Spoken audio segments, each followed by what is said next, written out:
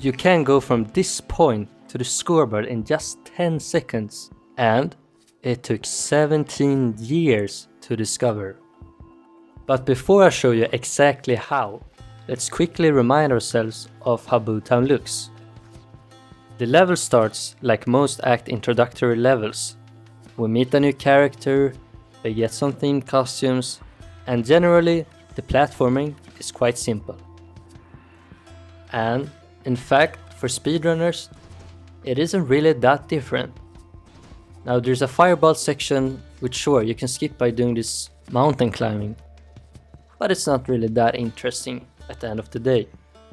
Now, you might remember this level for its fun music, juxtaposed with its difficult bomb section, that infamously made Boomtown hard to ace or even beat. Despite speedrunners' experience, moving the bombs can be a difficult challenge, especially since, well, you wanna do it fast. However, for over a decade, they've known a way to skip this by doing what we call Boomtown skip. You activate this sensor to bring down the collector, and as he's coming down, you wanna swing the scorpion in a way that lets you jump and land on the collector. From here, with the right positioning and timing, you can jump out of bounds and run to the scoreboard. While it can be challenging and painful,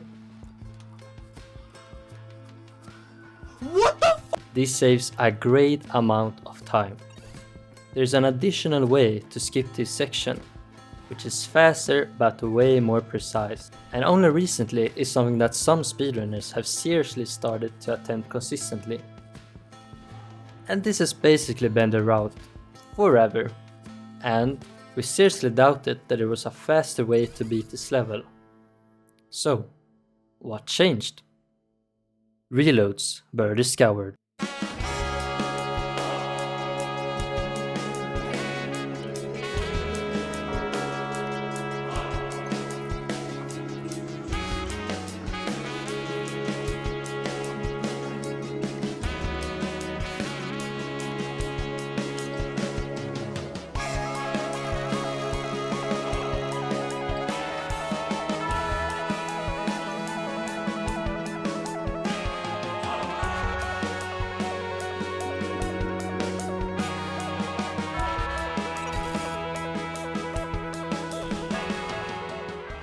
So let me give you a quick explanation of how this works.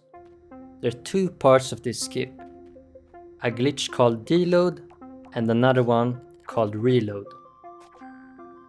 Notice how the collision on the floor of the heart is gone, which causes it to be partially inside these rocks. That's caused by a deload. A deload occurs when a sackboy is despawned while in a checkpoint. Things glued together with the checkpoint will lose its collision.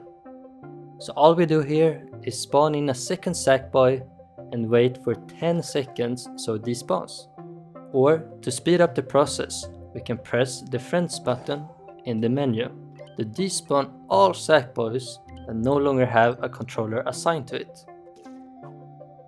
Alright, see how this object has been deloaded and therefore no longer has any collision. Well, if we press that friends button again, for whatever reason the collision is re-enabled. Nice. So, if we reload the deloaded heart, the heart's collision and the rock's collision will be in each other and not know what to do, which causes it to freak out and potentially fling the player to the scoreboard. Yeah, potentially. And that's the problem. Right now, we don't know a consistent way to fling to the scoreboard. Now we had a similar situation in another level where we did find a lineup, but it hasn't been found yet, and we're not sure if this is gonna be able to be used in runs, or if we kinda just gonna forget about it.